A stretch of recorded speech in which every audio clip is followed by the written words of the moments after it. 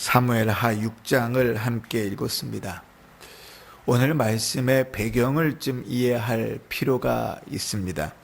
시간이 몇십 년 전으로 흘러내려가서 왕이 세워지기 전에 사무엘 선지자도 아직 어렸을 때 일입니다. 이스라엘과 블레셋 가운데 싸움이 벌어지면서 그 싸움에 하나님의 언약궤를 가지고 나갔다가 그 언약궤를 블레셋에 빼앗기는 사건이 있었죠. 기억하시지요? 그 사건 때문에 언약궤가 다곤 신상을 다 뒤집어 놓고 블레셋 땅을 가는 곳마다 다 하나님께서 독종으로 치심으로 블레셋 전역이 다 뒤집히게 됩니다. 그 땅의 사람들이 어찌할 바를 몰라서 수레에다가 언약궤를 담아서 이스라엘 땅으로 돌려보내게 되고 그 언약궤는 벳세메스라 하는 곳에 도착하게 됩니다. 그러나 벳세메스 사람들이 그 언약궤를 신기해 가지고 언약궤 안에 들여보았다가 하나님께서 그들을 다 죽여버리시죠. 그리고 이 벳세메스 사람들이 두려워서 그 언약궤를 기럇 여아림이라는 곳으로 옮겨 버립니다. 그리고 그곳에 오랫동안 있었다. 성경은 그렇게 기록합니다. 오늘 우리가 읽었던 사무엘하 6장은 그 이후의 일인데, 그러면 시기적으로 얼마나 지냈는가? 다윗이 왕이 되기 전에 사울이 40년을 통치했습니다. 그리고 그 전에 사무엘이 어렸을 때 그 기럇 여아림에서 20년을 있었다는 기록을 보면 적어도 60년 이상 동안 기럇 여아림에 하나님의 언약궤가 있었던 것이고, 다윗은 그 언약궤를 예루살렘으로 모시고 왔으면 하는 것입니다. 그러니까 몇십 년 동안 방치되어 있던 언약궤를 모시고 오려고 하는 거예요. 그것을 위하여 자리를 장만하고 텐트를, 언약궤가 머물 수 있는 곳을 장막을 치고 이제 그것을 가지려 가는 겁니다. 여러분, 오늘 우리가 읽은 본문에서 보는 것처럼 다윗은 대단히 단순하고 대단히 순수한 신앙을 가졌습니다. 하나님 앞에서 기쁘면 그 앞에서 춤추는데 옷이 벗겨지는지도 모를 정도로 하나님 앞에서 춤춘다고요. 우리가 구원을 얻고 나서 그 기쁨과 감격이 아주 충만하였던들, 여러분 하나님 앞에 그렇게 춤춰보신 적이 있습니까? 우리의 기쁨과 즐거움으로 우리의 옷이 벗겨지는지도 모르게 하나님 앞에 기쁨으로 즐거워해 본 적이 있습니까? 우리는 그렇게 잘 못합니다. 왜냐하면 체면이라는 게 있거든요. 그 사회적 지위라는 게 있지요. 옷이 벗겨지면 옷을 이렇게 움켜쥐고 이렇게 매무새를 다지면서 춤을 춰야지, 어떻게 옷 벗겨지는지도 모르고 춤을 춥니까? 다윗은 그 정도로 대단히 단순하면서도 순수한 신앙을 가지고 있었던 사람입니다.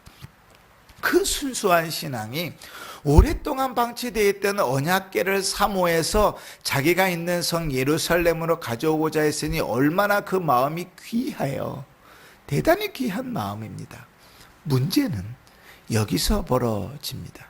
그 순수한 마음으로 아무도 관심이 없었던 그 언약궤를 다윗 속으로 가지고 오려고 하는데, 오늘 성경에 보면 메고라는 말이 계속 반복되거든요. 어디에서 처음 나오냐면 2절에서 처음 나옵니다. 중간에 보면 바알레 유다로 가서 거기서 하나님의 궤를 메어 오려 하니, 이렇게 시작해서 계속 매다는 말이 많이 나오는데요. 사실 오늘 전체의 본문을 읽으면 언약궤를 처음에는 그렇게 가져오려 하지 않고 어떻게 가져왔어요? 3절에 보시면 그들이 하나님의 궤를 새 수레에 싣고 왔어요. 근데 여러분, 수레에 싣고는 블레셋 땅에서 하나님을 알지 못하는 그들이 어찌할 바를 몰라서 새 수레에다가 하나님의 언약궤를 실어서 보냈단 말이지요. 그런데 하나님의 언약궤는 그렇게 움직이는 것이 아닙니다. 그지요? 우리는 이미 성경을 다 읽고 있으니까 아는데, 다윗은 그 마음이 뜨겁고 순수했는데 하나님의 말씀을 살피지 못했어요. 그래서 그 뜨겁고 순수한 마음에 하나님의 언약궤를 가지고 오려고 하는데 새로운 수레를 장만했어요. 왕이 그 순수한 마음으로 뜨거운 열정으로 언약궤를 가져오려고 했으니 그 수레를 얼마나 잘 만들었겠어요. 그런데 그 수레를 가져오다가 그만 제사장 가문의 웃사가 죽어버리는 사건이 벌어집니다. 그 왜 죽어버렸어요? 오늘 성경에 보니까 소들이요 막 낙원 타장의 낙원의 타작마당에서 소들이 뛰니까 소들이 지고 있던 수레가 막 움직일 거 아니에요. 그러니까 그 수레가 움직이면 그 안에 있는 귀한 언약궤가 막 떨어질 것 같으니까 웃사가 그걸 잡았단 말이죠. 그런데 하나님의 언약궤를 잡은 것이 하나님의 말씀에 위배돼요. 하나님께서 그 자리에서 웃사를 죽여버리십니다. 그것을 이렇게 표현했어요. 7절에 보면 하나님이 웃사가 잘못함으로 말미암아. 여러분, 우리는요 늘 그렇게 생각합니다. 내 마음이 그렇지 않으면 됐지, 내가 주를 사랑하면 됐지, 내 마음이 진심이면 됐지, 뭐 그렇게 형식이 중요한가, 그렇게 말할 수 있어요. 근데 다윗의 실패는 그의 마음의 순수함이 잘못된 것도 아니고 그가 하나님 앞에 갖고 있던 열정이 문제도 아닙니다. 문제는 뭐예요? 그 순수함과 뜨거운 마음이 하나님의 말씀대로 이루어지지 않았기 때문에 그래요. 다윗이 절망해 버립니다.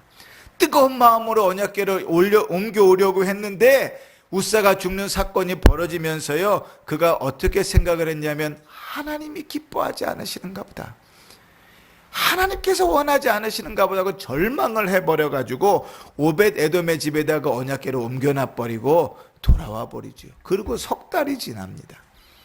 이 석 달 동안 다윗은 아마 대단히 실망하고 속상한 마음으로 살았을 거예요. 여러분 한번 생각해 보세요. 내 마음이 진심이라고요, 내 마음이 순수하고 사실이라고요. 그런데 내 마음대로 그 일이 이루어지지, 하나님이 내 마음을 알아주지 않는 거예요. 언약궤를 못 옮겨오게 하는 것입니다. 얼마나 속상했겠어요. 다윗이 얼만큼 그 마음이 진심하냐면 자기가 궁궐을 지어놓고 사는데요, 자기는 좋은 집에 사는데 하나님의 언약궤가 장막에 있는 게 너무나 속상해서 성전을 짓기를 원했던 사람이라고요. 그 정도로 순수한데 그 순수한 열정으로 순수한 믿음으로 행했던 그 일을 무너지고 나니까 그 마음이 얼마나 속상했겠어요. 그때 소식이 들려오는 겁니다. 어떤 소식이 들려와요? 하나님께서 그 언약궤가 있는 오벳 에돔의 집에 복을 주셨다는 소식이 들려오는 거예요. 그 어떤 식의 복을 주셨는가? 우리는 1차적으로 상상할 수 있는 건 그런 겁니다. 자녀를 낳고, 당시의 자녀는 가장 큰 복이니까요, 그 가족들이 자녀도 많이 낳고 곡식도 풍성해지고 뭐 이런 것들이겠죠. 하여간 사람들이 인정할 정도로 하나님이 그 집에 은혜를 부어주신 것이 확인됐습니다. 그리고 다윗이 다시 힘을 얻어서 언약궤를 가져오려 하는데 방법이 달라졌습니다. 문제를 찾은 거예요. 왜 내가 실패했는가? 주를 향한 열심도 진실하고 주를 향한 신앙도 사실인데 왜 내가 실패했는가? 아하, 하나님의 언약궤는 제사장들이 매는 것이구나. 그리고 다시 언약궤를 메어서 오기 시작하는 것입니다. 그렇게 다윗성으로 언약궤가 들어오고 예루살렘엔 잔치가 벌어지는 것이죠. 사랑하는 성도 여러분, 오늘 말씀 가운데서 우리가 귀한 교훈을 한 가지 얻습니다. 여러분, 우리는 늘 그렇잖아요. 사람이 사람을 사랑할 때에도 우리는 그래요. 내가 너를 사랑하는 것이 진실인데, 내가 너를 정말 사랑하는데 형식이 뭐가 중요해? 우리는 늘 그렇게 얘기합니다. 내 마음이 사실이면 됐지, 내가 너를 사랑한다니까, 내가 열심히 하는 것이 거짓이 아니라니까. 우리는 그것이 대단히 중요합니다. 물론 우리의 신앙의 순수함과 우리의 열심은 대단히 중요한 일입니다.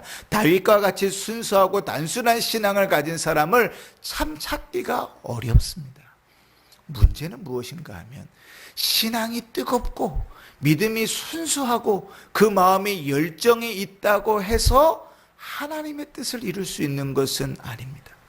하나님의 뜻은 하나님의 방법대로 이루는 것입니다.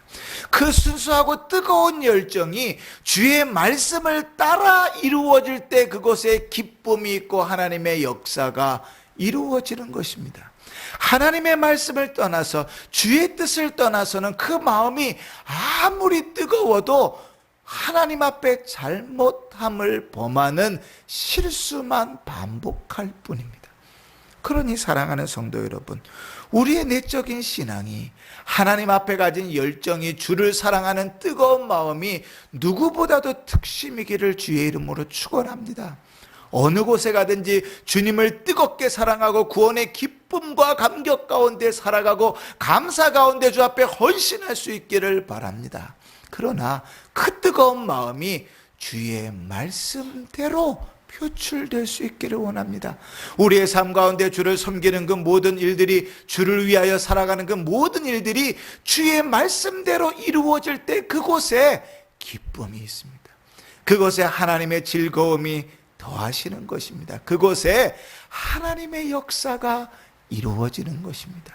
그러니 우리의 뜨거운 마음에 주의 말씀을 더하여 우리의 삶으로 표출하는 믿음이 있기를 바랍니다.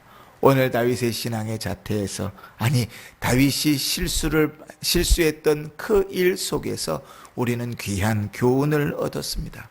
우리의 삶 속에서 내적인 신앙도 뜨겁게 잘 간직하시고 외적으로 표현되는 삶도 하나님의 말씀을 따라 신실하게 사셔서 안팎이 우리의 내적인 신앙과 외적인 삶이 하나 되어 하나님께 영광을 돌리는 복된 삶을 살아가시기를 주의 이름으로 축원합니다. 아멘.